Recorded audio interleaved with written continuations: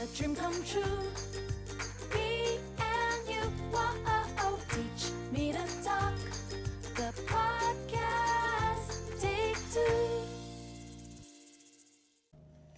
Hi, I'm Laura Mize, pediatric speech-language pathologist. And I'm Macy Mize Usher, also pediatric speech-language pathologist. And thank you for joining us today on Teach Me to Talk, the podcast take two. You can barely see the sign because I'm barely fitting in over here. It's getting a little small. I'm officially 9 months pregnant. Oh, we're so ready for this baby, aren't we? All right, so today's topic is so exciting. Yes.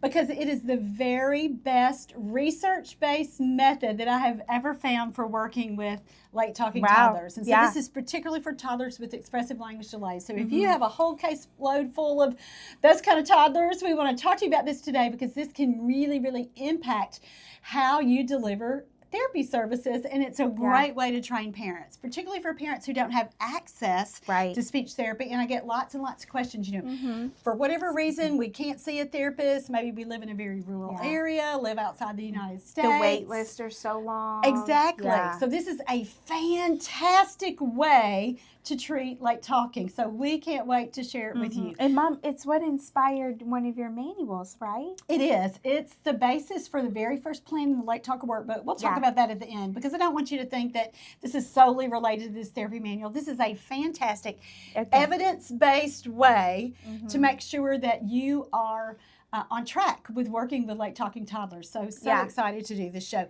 Before we get started, let me say that if you are a therapist and you need CE credit, you're watching and listening anyway, so you might as well go ahead and get your credit, and the link for that is right here below if you're watching on YouTube.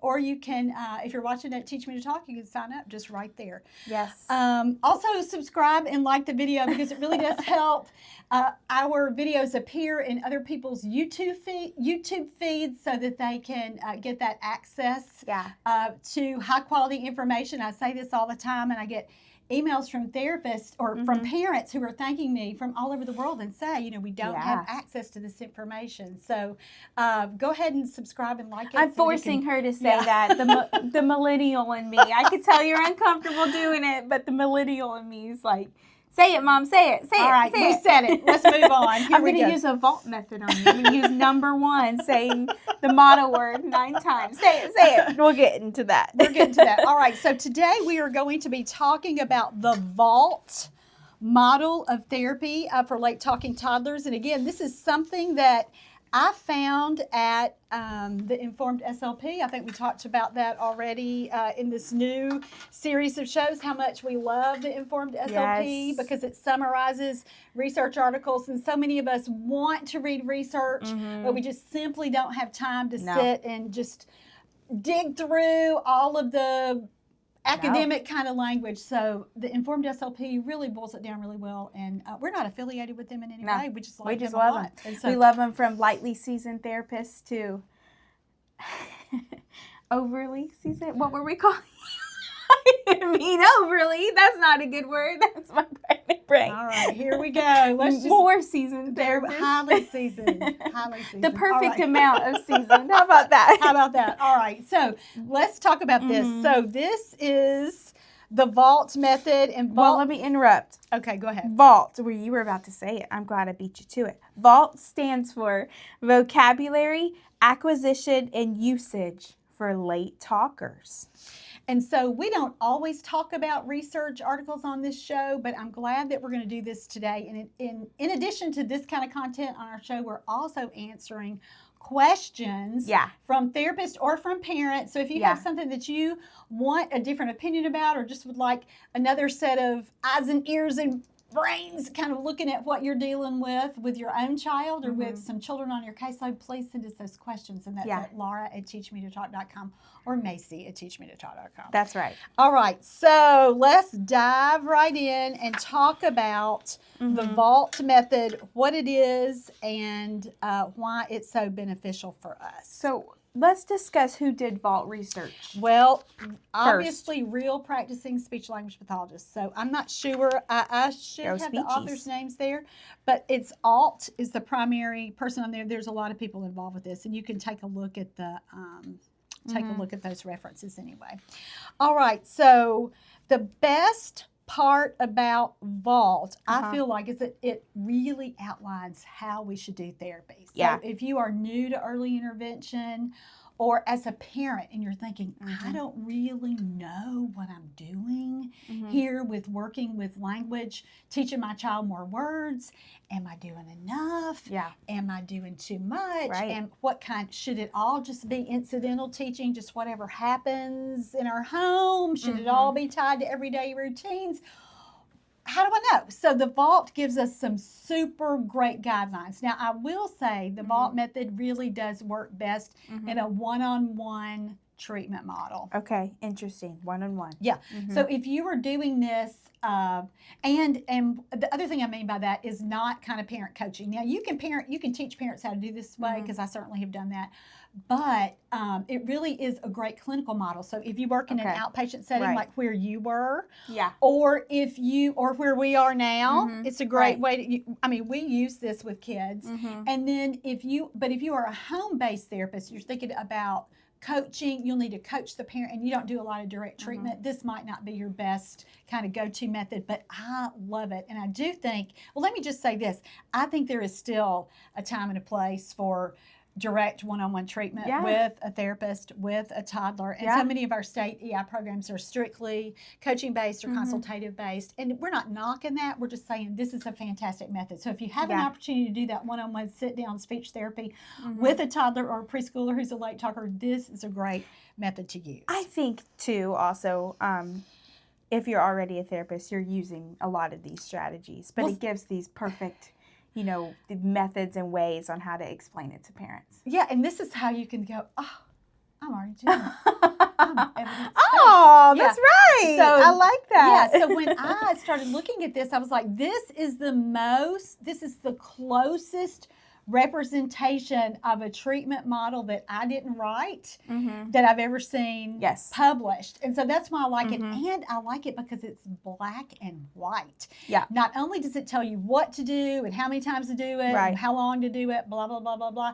It also tells you when to change course. When to try something different. That's true. That's a great positive of this. But we better get down to it. This is just supposed to be a 30-minute show. Here we go. All right. So let's talk about the guidelines for using this kind of treatment method. All right, and we're just going to use the summary straight from the Informed SLP, and again, we'll link that post here if you want to take a look at that. Yep. So what does Vault teach us? It teaches us that, number one, you should have target words. Yeah. And so for a lot of us doing early intervention, especially when you do home visits, sometimes, especially if you're not even taking in your own toys anymore, you're just thinking, well, I'm just going to go with whatever they have going on at the house that day, and I'm just going to walk in and fly by the seat of my pants, and it'll be fine. And sometimes it is, but research tells us that when we choose target words, we're going to be more likely to have a better outcome, because when you are focused on something, you're automatically more likely to hit it than just having kind of a random, unnamed target. And a lot of times therapists will say to me, should I have target words? Should I have a plan for therapy? Yes and yes. Because your results are going to be, more laser focused then. So the first tenet or recommendation for Vault is aim for 3 to 6 target words per session. So that does mean that you're going to need to have at least a little bit of forethought, especially if you're doing a home visit. You're not in a clinic, not using your own materials and toys and activities that you came up with all on your own. You do still need to think about what these target words are. And one way to make this really work for home visits is to talk to parents about that and say, what are some words that you think would be great for your kid to learn? What are words that he needs to learn? Is that how you choose words primarily? How do you choose words? Oh, well, I have a different set of criteria for that. I kind of do. I always start with number one, what is the word something that a child needs based on does he hear it frequently or Yeah. would he use it frequently? In like a daily routine. Yeah. Okay. Yeah. And so familiar words. And Yeah. I am old school, and I have used that list of 25 words toddlers need to know, that Bryn Mawr study from, I don't even know what year that was. It's well over 10 years now. You can Google 25 words every toddler should know, Bryn Mawr, and you'll get that list. But, that's a great list. So That's you a want it great to be a idea. high frequency word, one, so that they hear it enough to be Yeah. able to imitate it and Yeah. use it, and two, that they need it. So that's words. So that means words like, octagon or fuchsia, probably aren't going to be your best target words because they're not high frequency familiar words. So that's No. the number one criteria I use. And Okay. again, this is kind of outside of vault. You just asked the question, so I'm going to go with it. Okay. All right. The second criteria I used is how easy is it for that child? Well, that's really kind of the third, but it sort of all goes together. Let's look at the complexity of the word. Yeah. Does the word contain sounds that a child can already use? So is Right. it already in his repertoire? So if he says more and mama, a word that starts with the initial M, Right. it's very likely that he's going to be able to say that word because he's got kind of the beginning there, or That's a true. pattern. Again, if it's got to be something that he can already do. Yes. Because you have a greater likelihood of him being able to do it. And that's why we start a lot of times with kids with things that are kind of emerging. Yeah. Because it's not completely new and kind Yes. of completely new. Right. Like I already said. All right. The third criteria that I use is it easy to say? Okay. So another part of that complexity piece. I had a kid one time named Sebastian, and his mom really wanted him to be able to say that word. He had hardly a handful of little words. Yeah. And that was too hard. Yeah. Or if a kid, loves dinosaurs, even though that's a strength and that's great, you're going to want to go for dino before you name all of those multisyllabic dinosaur names. So those are three great criteria. But for me, I try to think about, again, what the kid likes, what he's going to want to do with me so that I don't have to fight his attention, and those high frequency words. So pick 3 to 6 of those words. That's kind of the sweet spot. And so that makes a lot of sense to me. You're not just targeting every single, all the 1,800 different words that you use while you're there with that family. For You're sure. going to pick 3 to 6 target words. I like to ask the parent, of course, you already covered that, and to carry over words from the previous session. That can be included within your target words if they're emerging. Exactly. And I think that's a really important point because we never want to start therapy with anything that's brand new. Right. You want to prime that pump. And so, to think about that old analogy, because that's going to be easier to kind of get that going, get that talking going with that individual kid. So I always like to talk about that and think about a lot of times with sessions, it should look like the continuation, and you're just picking right back up where you left off last time. Yes. So great That's how I point choose there. Words. All right, so you're going to pick some target words. That's your first thing. The second thing you're going to do is the whole crux of this approach, and I call this high intensity modeling. Yeah. So what does Why that is mean? it high intensity? Because you're going to say the word. This is the evidence-based recommendation. You're going to say the word 9 times per minute. Now that is just, when you told me that, I know. several years ago, shocked. 9 times per minute. It's a lot. That boils down to, every 5 or 6 seconds, you're going to say that target word. And so, but so that would just be, if you were looking at one word, you want all of your target words, your 3 little, you can divide it up is my point between. And so when you look at the math here, and thank God the informed SLP are did the math for me on this, but that would be, if you have a 30-minute session, what does that mean? That means that kid's going to hear 270 models of your target words in that 30-minute session. If you have 6 target words, that's going to be 45 models each. Or if you just have 3 target words, that's going to be 90 targets in that 30-minute session. Either one of those is effective. And so again, there is some concern about if you get too many target words, the kid's not going to hear it. That makes sense. Yeah, yeah. Also, you don't want to be over chatty if you have too many target words and you're doing high frequency modeling. that's not breaking it down simple enough. Exactly. To me, also, this kind of provides some relief, because if my word is ball and I'm saying ball 9 times per minute, and then the parent is looking at me, you've had that parent look at you before like, oh my God, lady, you were just going after it. Then you can say, okay, well, evidence-based practice really is 9 times per minute. I know this looks annoying because I feel annoyed sometimes, but that relieved pressure for me. I understand what you mean by that. And I guess I've done this job for so long, and you don't care as much. I don't care anymore about that. I don't care what people think about me. And so that's a relief when you finally get there. But with a parent, I start out talking, I say high intensity modeling and say the evidence, what the research tells us is that we need to have 9 models a minute of these words. And so then that also, another thing I've done is have parents keep the data. Yeah. And that's a great job for a mom. If you have a mom, and it works for any kind of mom, a mom who's right there, who wants to be with you, who's excited about being there, who's, just kind of soaking up everything that you have to offer, that's great. But it also works because you're giving her a job, and she's excited that she's got a real role, and they kind of really get into it.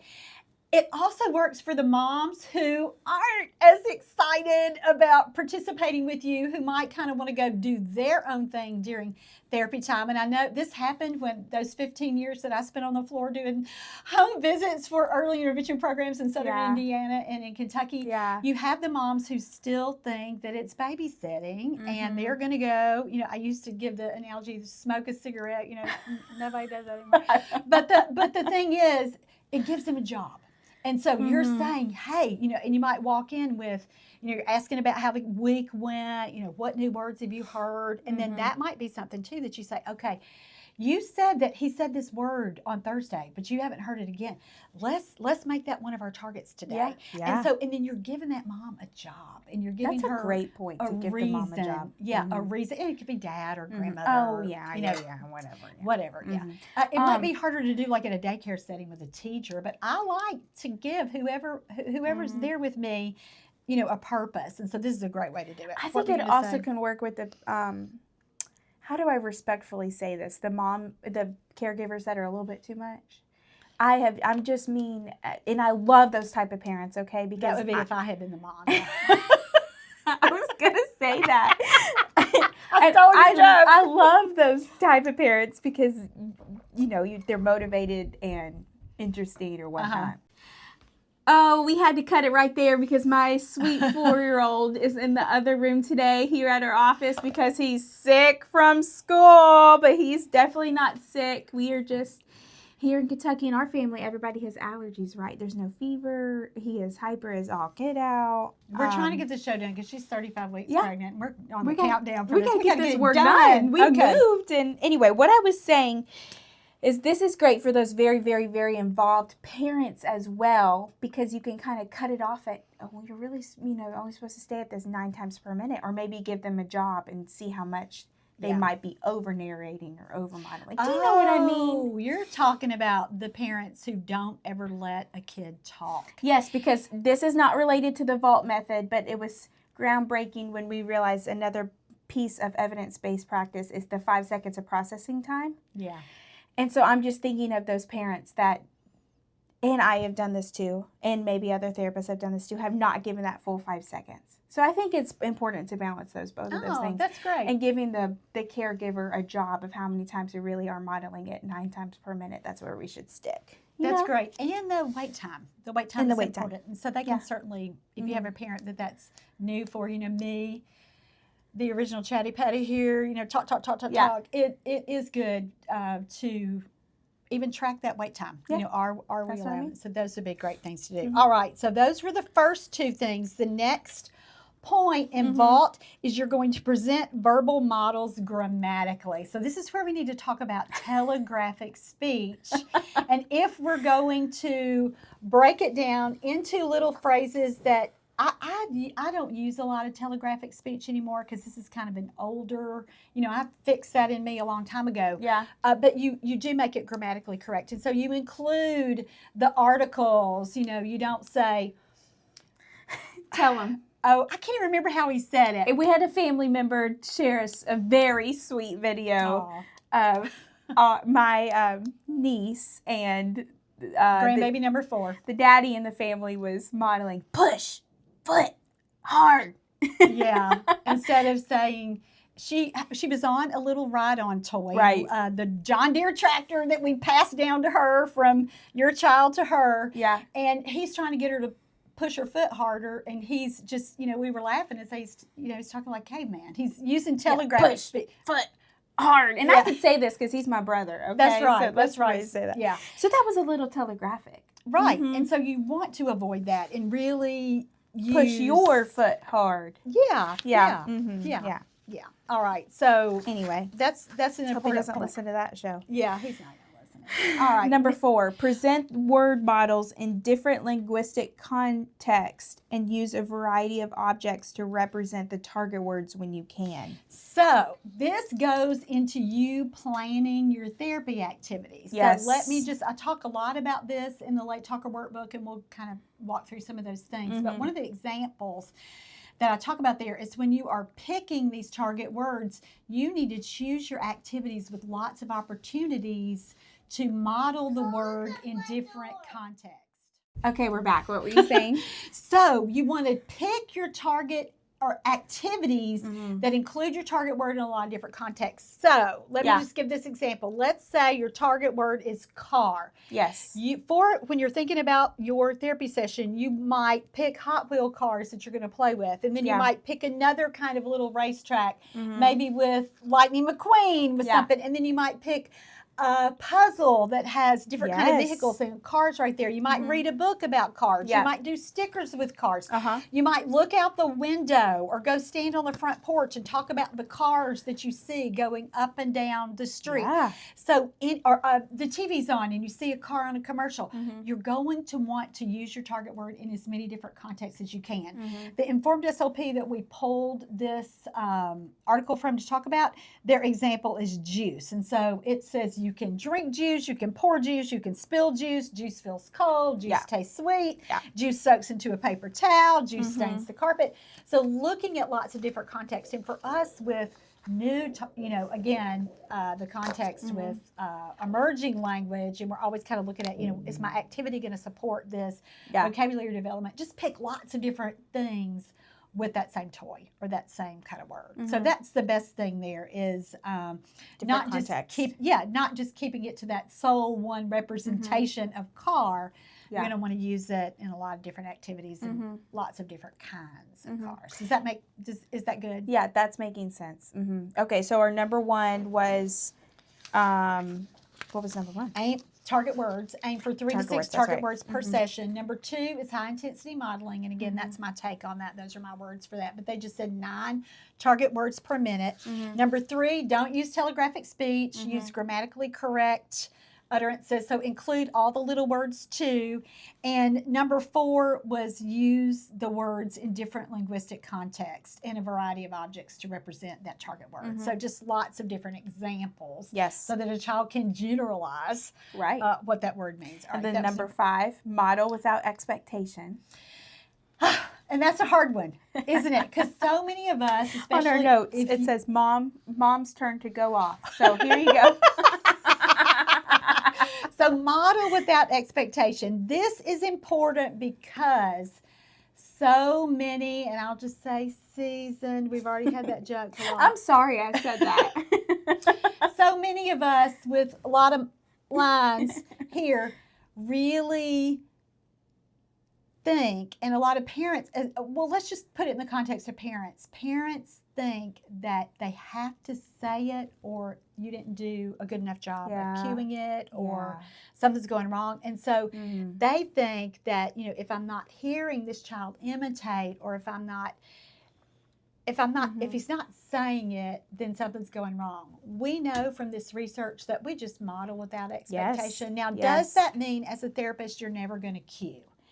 Right. No, you're going to still cue. You're going to still wait. You're going to still do all the things that you're going to still do the, make our body language and our voices and our, all of us anticipatory for that child to imitate that word or say that word or whatever. But the expectation here is we just keep doing it without even thinking that they have to say it or your therapy's not effective. So model without expectation. I think another good way to say it is withholding has a time and its place. So I call this gentle withholding. I like that. Because gentle. You're very, very gentle. You're not going to, you got to say it or you can't have it. I've seen that before. I have too.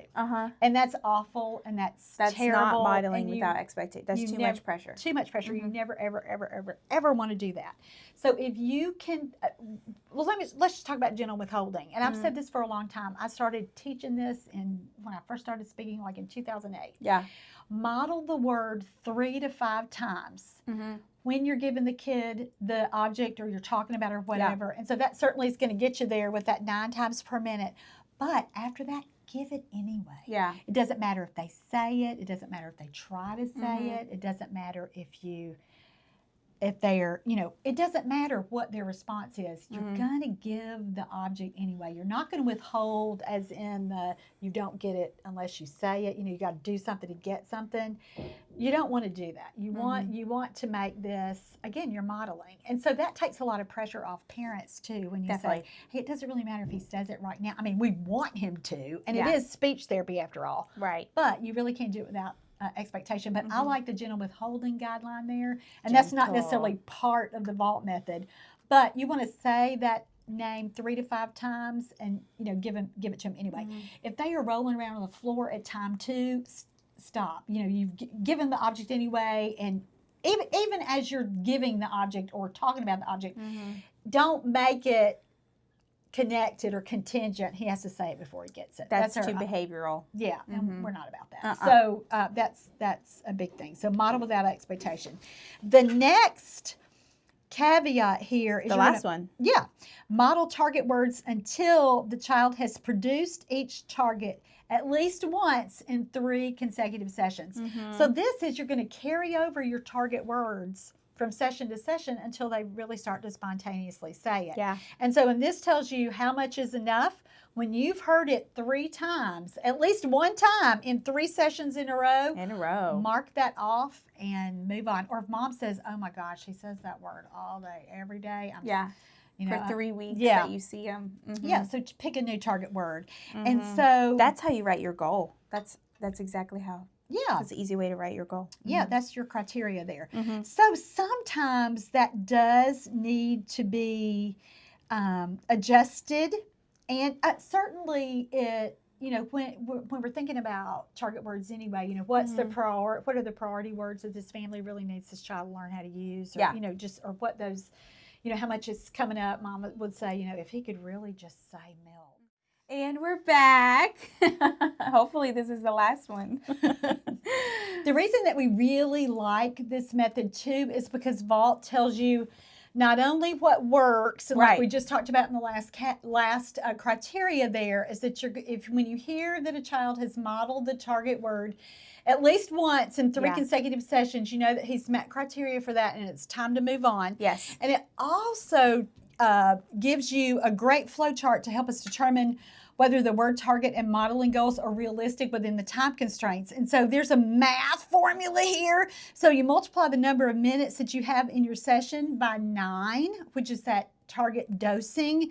You divide that number by the number of targets that you plan to model during the session. And if your final answer is between 45 and 90, you're in good shape. That's way too complicated for me, but it is there. And so you can decide, do I have enough target words or not? The second thing that it gives you is, and it's in another article that we found. From the ASHA Wire, right?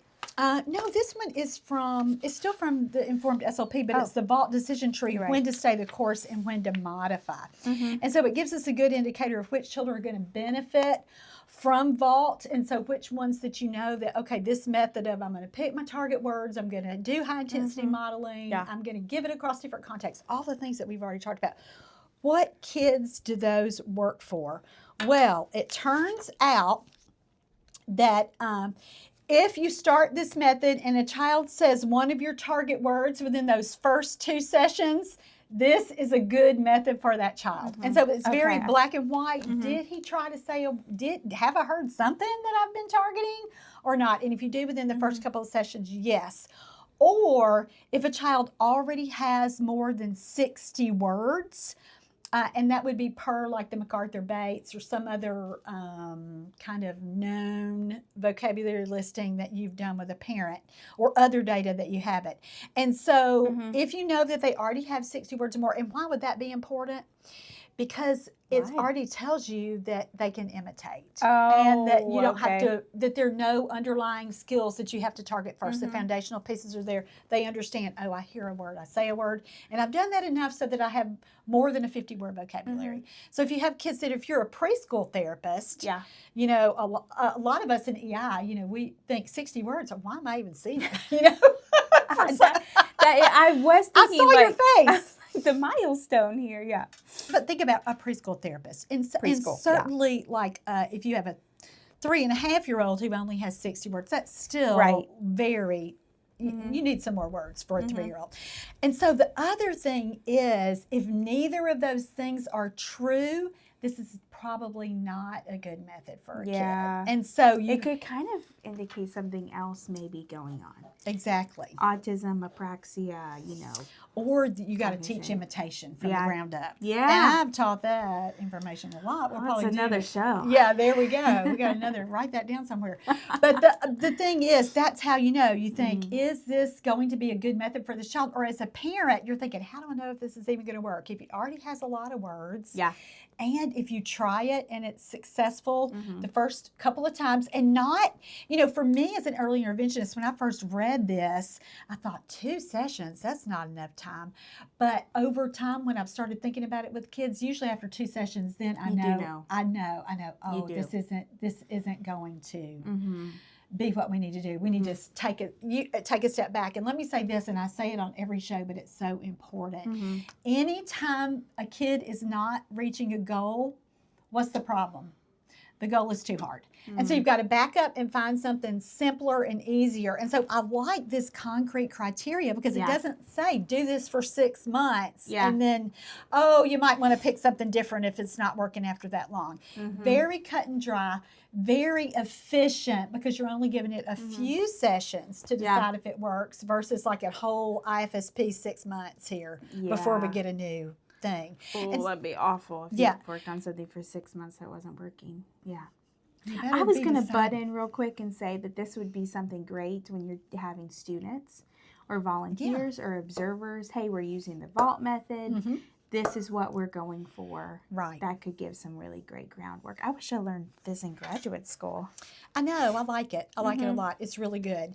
The other thing that I want to let you know about this method is it is supported by research. There have been some studies done. I think Cantonese was the other language. You know, it's even...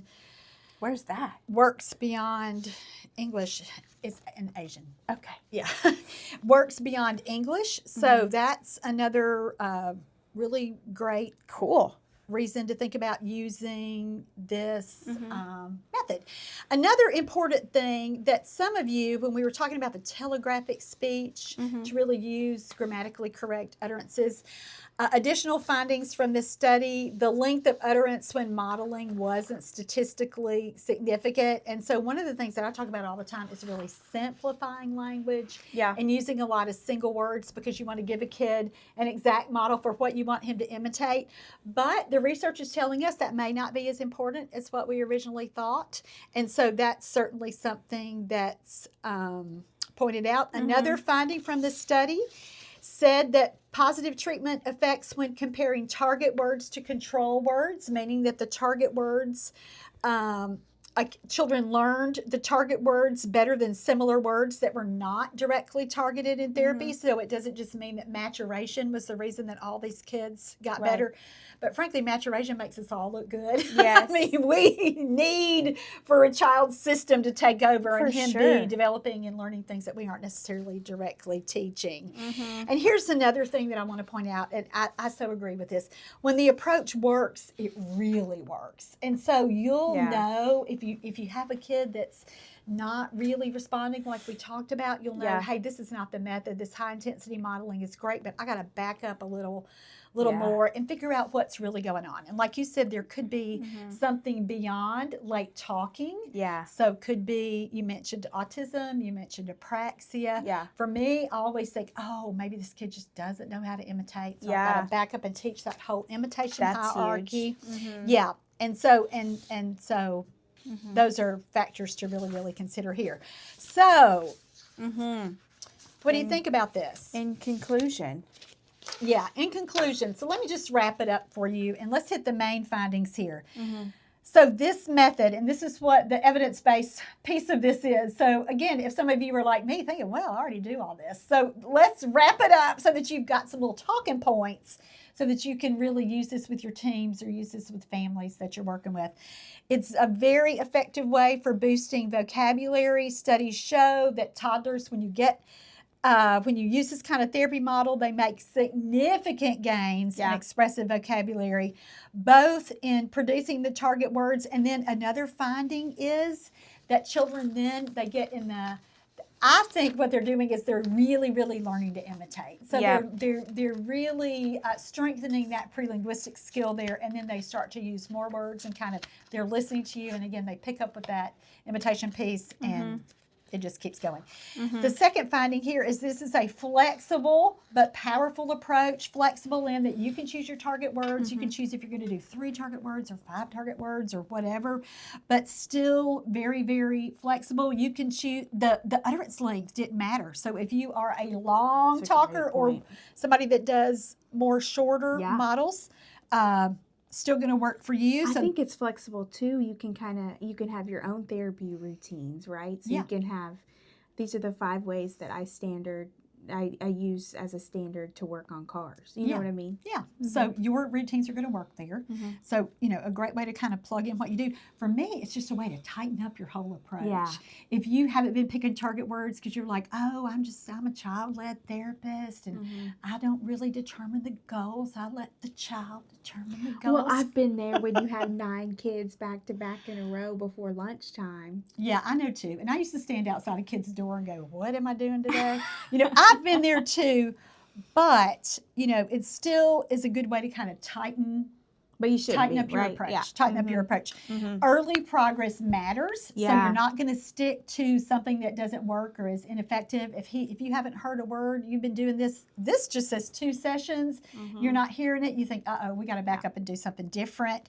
And then another finding from the research is it works both in a parent-led format. So you can teach a parent how to do this. And again, I've taught parents how to do it. And sure have. It works great. Or they also studied it with telehealth. And so if you are doing telehealth appointments, and thank goodness it's not back in COVID where every kid was a telehealth kid. Oh my gosh. But it works in that kind of format too. So if you are struggling, if you do that kind of thing with families and you're thinking, oh, how can I make this more effective? This can be your framework. And so you might even take the PDF from today's show and let that be your handout for the parent and say, hey, we do a lot of this already, but I want us to get super laser focused and really intentional about how we're going to provide therapy for your child. And so we're going to go through that. Let's talk about these little characteristics and make sure that what we're doing sticks as closely to this as we can. Yeah. So I think it's great. And I think if you're going to change one thing, if you're just listening to the show and thinking, high intensity modeling, make sure that you are modeling, even if you're like, oh, Laura, I'm not organized to pick those target words before I get there. I'm still going to do whatever they're doing or whatever. Okay, great. You pick that word, you're playing with this kid. Let's say you sit down at snack time and the snack that day is a cracker. You think, I'm going to model cracker 9 times a minute. I'm going to say it and say it and say it. And a lot of times parents, I remember this one dad a long time ago said to me, man, if I tried as hard as you try, he probably would have been talking already. And I think, that's the whole point. And so that's what this approach can do too is it can make you super, super purposeful and intentional about what you're doing. And then you've got the research to back it up. Yeah, the research to back it up, that's for sure. Yeah. All right. Any other thing that you want to say about this method? I think so. Yeah, I think this is great. Please get your CE credit if you are a therapist, because you already did the hard part. Listen to the show, so be sure to do that. And again, we love feedback. Yeah. So leave us a comment here on YouTube or email us at laura@teachmetotalk.com or Macy@teachmetotalk.com, and we look forward to hearing from you. Please. Well, wait, Mom. It inspired the Late Talker workbook. Oh, yeah, the sales part. No, I really want to tell you about this great book. I have three different plans for kids who are toddlers and preschoolers, and who, again, this is mainly for kids when they're first coming in. You're kind of figuring out what would be effective for them. Plan A in this book that I call All About Talking is based on the VALT method. Plan B is building language at home, and so it's the parent treatment part of that, and we're doing an upcoming show on those 11 strategies that are in this book. Great tools here. I've got some forms for you to use in here, like a weekly plan form, and some really specific direction if you are a therapist or a parent, thinking, hey, I'm going to go at this alone. I don't have any support, but I need a plan. It's a great plan. So I'll post the link to the Late Talker workbook right there below too, so you can get yourself your hands on some of those tools. Plan C in that workbook also looks at the foundational pieces of early language development. I called it the 6 C's in the Late Talker workbook, but we bumped it up to 7 C's for the strengths-based course, and that is a comprehensive approach. So like you were talking about before, you do this method, the first couple sessions, kid doesn't imitate, you think, man, I got to go a different way with this. Plan C in that book is a comprehensive, cover all those pieces of early language development. So that'll help you a lot. So thank you for reminding me to mention that. All right.